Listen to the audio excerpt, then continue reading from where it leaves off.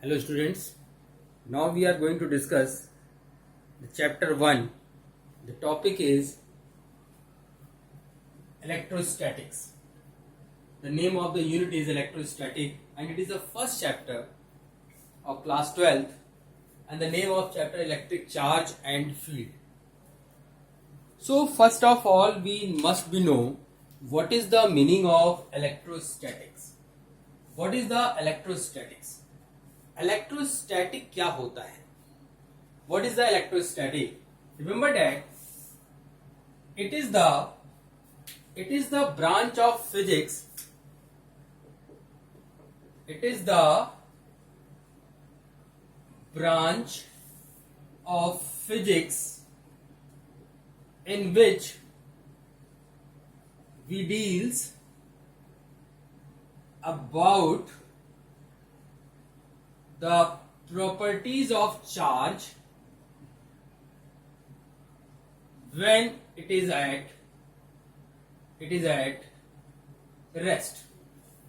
So basically electrostatic is a branch of physics in which we deals about the property of charge when it is at rest. So the first question arises here, what is the charge? So the chapter begins from this point, what is the charge? So children, remember that charge is basically a property and it is an intrinsic property. Charge is what?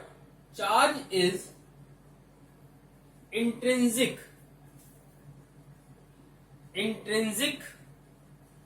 property.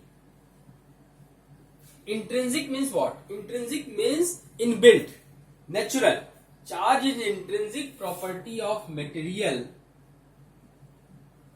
by which it can attract or repel to others. So this is the charge. By the charge, any two objects can attract or repel. Children, we know that when we rub a balloon with our silk cloth and it will stick with the wall, it will stick. When I rub the comb over the hair and the comb brought near the piece of paper will stick with the comb. It is because of the charge. Remember that there are some properties of charges. The property number 1, like charges repel and unlike charges attract. Like charges repel, that means if there is a plus and plus charge, they will repel. If there is a positive and negative charge, they will attract. So this one is a basic property of the charge. Now there are another three properties. So we will discuss on the chart. So first question should be in your mind, how the charge appear on any body? Children, on the basis of electronic theory, the charge is because of transfer of electron. Now suppose that there are two bodies. This is body supposed at A and this body supposed at B. When I rub together, one body will lose the electron and other body will gain the electron. The body which losing the electron acquired the positive charge and the body which gaining the electron acquired the negative charge. That means if there are two bodies A and B and they are rubbed together, the body which losing the electron acquired the positive charge and which gaining the electron acquired the negative charge. So basically charging is what? It is the transfer of electron from one body to other body. It is the transfer of electron from one body to other body. So as I told you, like charges repel and unlike charges attract. Now there are other three properties. We'll discuss on these three properties. So children, these are the three properties. First property, charge is conserved in nature. What is the meaning of conservation? Conservation means what? Conservation means charge can neither be created nor be destroyed. Charge can neither be created like energy conservation. The charge also follow the same rule. Charge can neither be created nor be destroyed. It just transfer from one body to other body. Now look example, mechanical example. Suppose that there are two bodies A and B. When I rub A and B, A losing the electron, it acquired the positive charge, and B is gaining the electron, it acquired the negative charge. Now before rubbing, what was the charge on A? It was 0. And what was the charge on B? It was 0. Now when they rub together, it acquired, suppose that, plus Q charge, and it acquired the minus Q charge. The total charge is 0. So before and after, charge remains same. That's why I am saying that the charge is conserved in nature. It is not only applicable in such type of reactions, in that type of friction. It is also applicable in case of the chemical reaction. Not only the chemical reaction, it is also applicable in the nuclear reaction. Now see the example of nuclear reaction. Suppose that in a radioactive decay,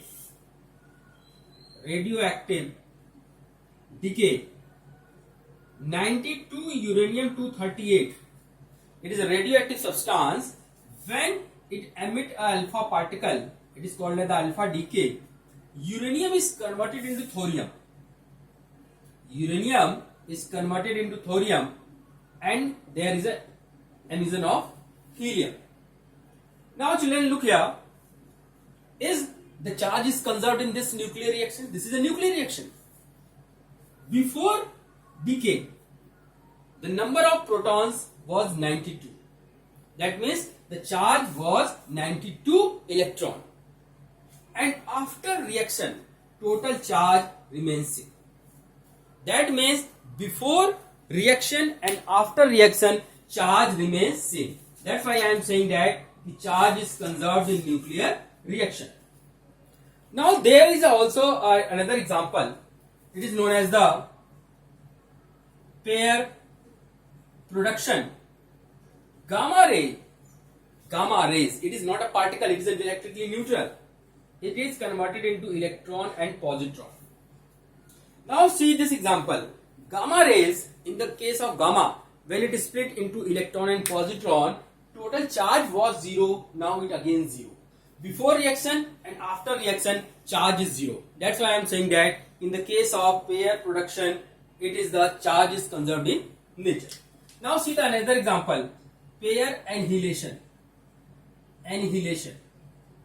In the case of this, electron and positron is converted into gamma. This one is a pair annihilation. That means particle. See the first example. In this example, energy is converted into particle. And here, particle is converted into energy. But the charge remains same. There is a conservation of charge into mass into energy and energy into mass, but the charge remains same. That's why I am saying that the charge is conserved in nature. So by these three examples, you can explain the charge is conserved in the nature. Total charge remains conserved. Now come on the next point. Charge is additive in nature. We can see here, charge is additive in nature. That means it follows the algebraic sum. Suppose that this is a body and it having the charge plus Q and minus 2Q. So what is the total charge on it? It is a minus Q. Why minus Q? Because minus 2Q or plus Q, when you adding these, we will get the minus Q. That means charge is additive in nature. You can say total charge will be the algebraic sum of all charges. Now the one important question should be in your mind. If anybody, suppose that this body having zero charge, having charge 0, does it mean it having no charge? No. It may be possible there may be equal and opposite charge. It may be possible there may be plus Q and minus Q. That's why it is total charge 0. The reason is same, charge is additive nature, because of that atom is electrically neutral. Atom is electrically neutral because charge follow the property of additive. Charge follow the property of additive. Now come on the next third property, charge is quantized in nature. Now what is the meaning of quantization? Quantization meaning what? Suppose that there are two bodies, A and B. A losing the electron and B is gaining the electron.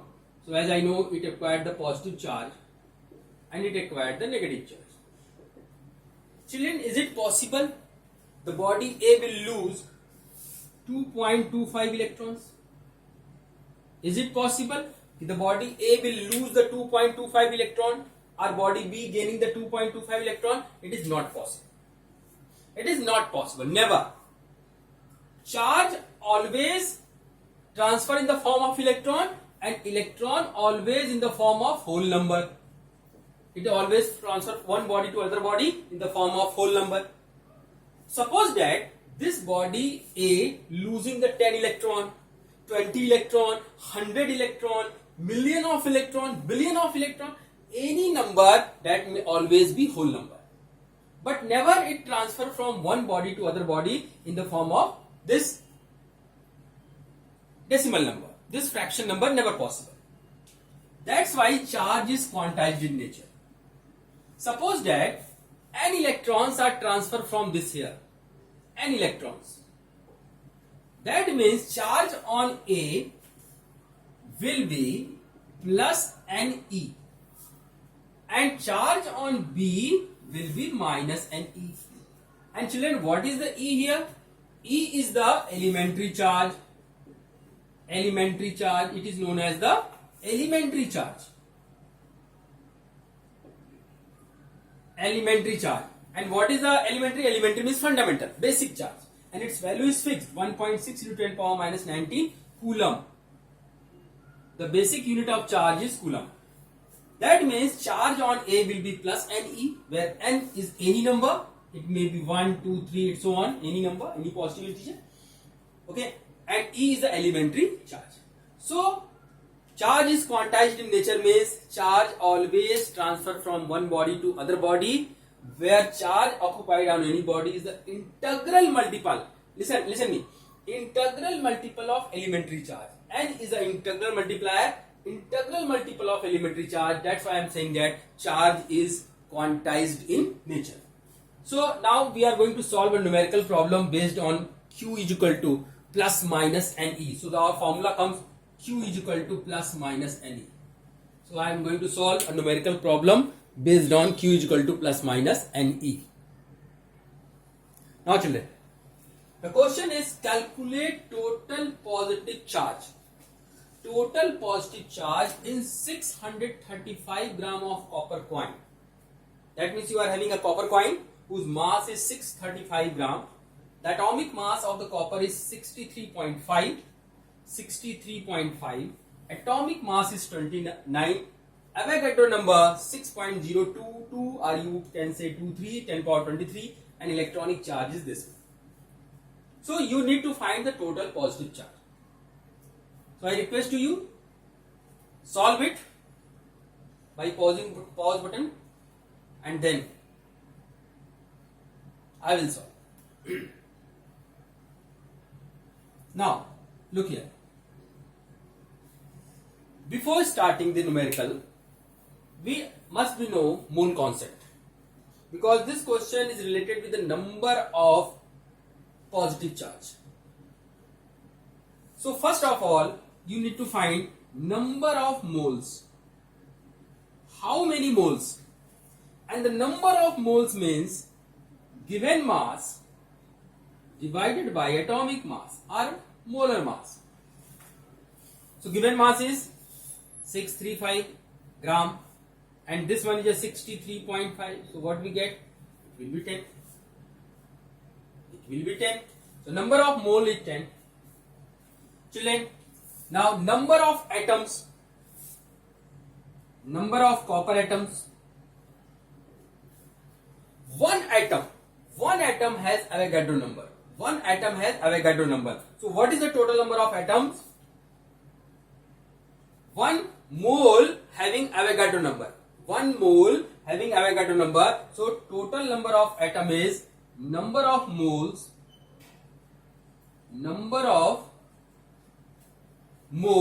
into Avogadro number. Now what is the number of moles here? Number of moles is 10 and Avogadro number is this one. This is the Avogadro number. So this one is a number of moles. Now number of atoms, number of moles into Avogadro number. Now one atom has 29 protons. Is it? Because atomic number is 29, so the one atom consists 29 protons. And how many atoms are here? This number. So total number of atoms, total number of copper atoms into number of protons is equal to total number of protons. You can say this one is n. So what is the total number of copper atom? This one is the total number. And number of proton are 29. So this is the total number of protons. This is the n.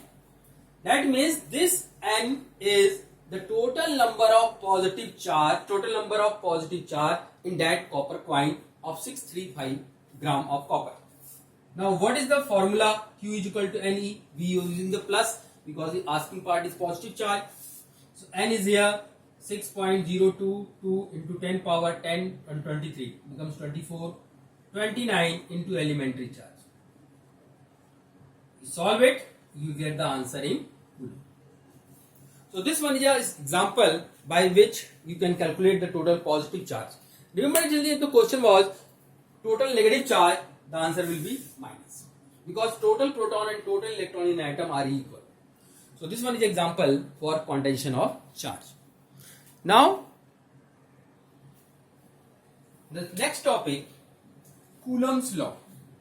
Children, in starting I told you like charges will repel to each other, unlike charges will attract to each other. That means there is just some force, and that force is called electrostatic force. The force between the two charges is called electrostatic force, and the magnitude of this force is governed by this law. That law is called Coulomb's law. So what is the statement of this law? It states that the force of interaction between 2 point charges is directly proportional to the product of magnitude of charges and inversely proportional to the square of distance between them. The force of interaction, that means the interaction between the two charges, 2 point charges, very important term, point charges. What is the meaning of point? If the distance is more and the size of the charges are negligible in compared to the distance, that charge is known as a point charge. For example, Earth is a point charge in compared to the solar system. We are the point in compared to the Earth. So if the size is negligible in compared to the distance, that is known as the point charge. So suppose that there are two charges. One charge is plus Q1 and another is minus Q2. There are two charges, plus Q and minus Q, and the distance between them is R. So what the law state? The law state that force is directly proportional to the product of magnitude of charge. That means it is directly proportional to the product of magnitude of charge and inversely proportional to the square of distance. Inversely proportional to the square of distance, it is quite similar to the Newton's law of gravitation. Inverse square law, you can say inverse square law. So F directly proportional to the product of magnitude of charge and inversely proportional to the square of distance. When you combine these two, what we get, children? F directly proportional to Q1 Q2 upon R square. Now every proportionality is replaced by a constant. Definitely it will also replace. So what is the replacement? F is equal to 1 by 4 pi epsilon naught Q1 Q2 by R square. Now focus on the pronunciation of this word. This one is epsilon naught. Not for zero, epsilon. It is a Greek letter, epsilon naught. And what is the epsilon naught? Its value is fixed. What is the epsilon naught? Children, epsilon naught is permittivity of free space. Permittivity of free space. Its fixed value, and its fixed value is 8.85 into 10 power minus 12 Coulomb square per Newton per meter square. Its unit is Coulomb square per Newton per meter square. If you come this side, bring this side, Coulomb, charge unit is Coulomb, Coulomb square, Newton per meter square. So Coulomb square, Newton per meter square, it is the value of epsilon naught. So children, when I put this epsilon naught here, in the place of this, 4 pi epsilon naught, 4 is a constant, pi is value is 3.14 and epsilon naught is also fixed. So when you solve it, you will get 9 into 10 power 9. After putting this value, Newton meter square per coulomb. So I can say F equal to 9 into 10 power 9 Q1 Q2 by R square.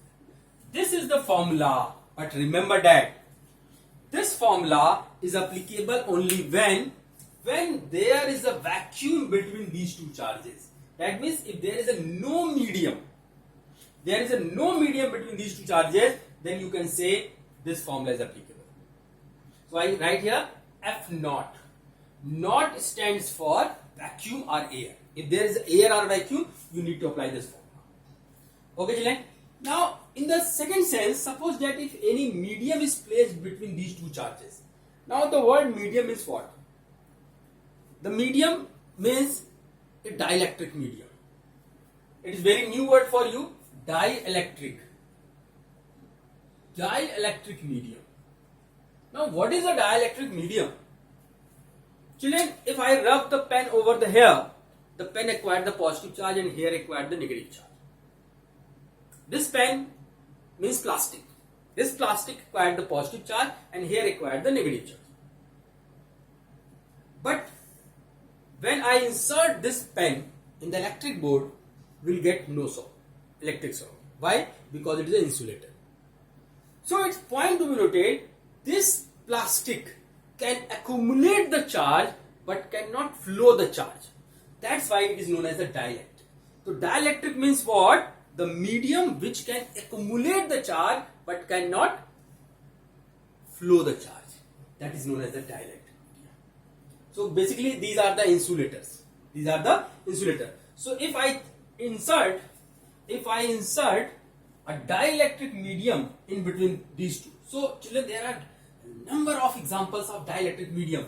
Wax, mica, okay, distilled water, not mineral water. Mineral water is a conductor. Wax, mica, water, plastic, wool, okay, any fiber. These types of material are used as a oil. Often used with oil, paper sheet. These are the dielectric medium. So if I insert the dielectric medium in between these two charges, the force will be changed. And the force becomes, if I introduce a dielectric medium, children, the force becomes F equal to 1 by 4 pi epsilon naught epsilon r q1 q2 by r square. And what is the epsilon r? Relative permittivity. Relative permittivity of medium, whatever the medium, and it is also known as dielectric constant.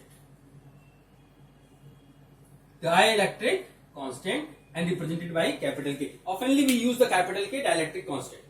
So children, remember that this formula is applicable when there is a medium in between them. If there is a dielectric medium, not medium, dielectric medium, so this formula is trained as Fm is equal to this. So this is applicable in the case of air or vacuum, and this is applicable in the case of medium. So when I divide this equation 1 and equation 2, we can easily understand what is the K. When I divide this number to this number, all will be cancelled. This number will be cancelled. We get the epsilon r, or you can say this one is a K. So by this formula, epsilon r, K, and both are same thing. Okay, you can use any one. F naught upon Fm is equal to K. So I can define the dielectric constant. I can define the dielectric constant. Dielectric medium has dielectric constant. So what is the definition of dielectric constant? Okay, think about it. What is the definition of dielectric constant? So what is the dielectric constant? It is the ratio of force between two charges in air to medium. And one thing should be very clear, because it is a ratio of force, so it has no unit. Dielectric constant has no unit, and it is a ratio of force between the two charges in presence of medium, air and medium. So can you answer me, कि after inserting the dielectric medium, force will be increase or decrease? Suppose that there are two charges. If I introduce a dielectric medium between them, the force of attraction or repulsion will increase or decrease? Think about it. Yes, it will be decrease. It will be decreased because this number is more than 1. This number is more than 1. So remember that when you insert a dielectric medium in between the two charges, force decreases. Force decreases. Because of dielectric medium, force will decrease. Okay, children. Now we are going to discuss some numerical problem based on the Coulomb's law. Now children, the question is based on the Coulomb's law. How far apart the two protons be if the repulsive force is equal to the weight of any one? Suppose that there are two protons, like charges, that naturally they will repel to each other. The question is the force between them. Force between them is equal to the weight of this. That means force is equal to mg. This one is a given, F equal to mg. So you need to find what is the value of distance. So children, what is the formula for electrostatic force? Q1 Q2 upon R square is equal to mg. Remember that if in the question medium is will not described or not described, you always take there is a vacuum. If the medium is not given, you consider there is a vacuum. So I write here epsilon naught, not the epsilon naught into epsilon r. Now what is the value of this one? 9 into 10 power 9, 1.6 into 10 power minus 90. Q2 is again, because both are proton, and distance you need to find. Mass of one proton is given, and into G 9 point. Okay, Now by cross multiplication, you can easily solve r square and then r, you will get the answer in meter. Okay, so solve it and find it. Okay, so by this method you can calculate the distance between the two charges. If suppose that distance is given, you can calculate the force. If the force and distance given, you can also calculate the charge. Now we are going to discuss the next topic. Okay children, the next topic is vector form of Coulomb's law. Then we know that the Coulomb's law describe about the force, nature of force, magnitude of force, and we know that the force is what? Force is a vector quantity. So definitely it is a vector quantity, it has direction. So it has direction, that means it is a vector. So you need to write the Coulomb's law in vector form. And also in this segment we need to prove Coulomb's law also followed the Newton's third law of motion. That means that every action has equal and opposite reaction. For that purpose, I choose on quadrant, there are two charges plus q1 and minus q2 placed on xy plane. And their position vectors are r1 and r2. This one is the joining line. So there is a attractive force, because one is a positive, other is a negative, so their force will be attractive. This is attracting towards the q2 and this q2 attracted towards the q1. Now there is one word F12. Children, F12 means what? Force on q1 by q2. Force applied on q1 by the q2. Okay, so F12 is equal to, in the vector form, 1 by 4 pi epsilon naught q1 q2 upon distance. This is the r2, this one is r1, these are the position vectors. So this distance will be displacement vector. You can write r2 minus r1 mod. You can also write r1 minus r2. Instead of r2 minus r1, you can also write r1 minus r2 because it is a mod distance. So 1 by 4 pi epsilon naught q1 q2 upon r square. And what is the direction? Direction from 1 to 2. So you need to write r12 cap. The direction is very clear. 1 to 2. So r12 cap. Cap means unit vector, that gives the direction. Okay. Now, similarly, but before that, F12 also written as q1 q2 upon r2 minus r1 whole square, and r12 can be written as r2 minus r1 upon r2 minus r1. This is the property of vector. Any unit vector can obtain by dividing vector by its magnitude. So vector dividing by its magnitude, you will get the unit vector. So you can simplify 1 by 4 pi epsilon naught q1 q2 r2 minus r1 cube and r2 minus r1. This one is your equation number 1. Children, similarly, you find F21. What is the F21? F21 means force on Q2 by Q. Force on Q2 by Q. And this can be written as, children, 1 by 4 pi epsilon naught Q1 Q2, distance remains same, whole square, but the direction changes 2 to 1. So here you write R21 cap. Now convert this unit vector into vector.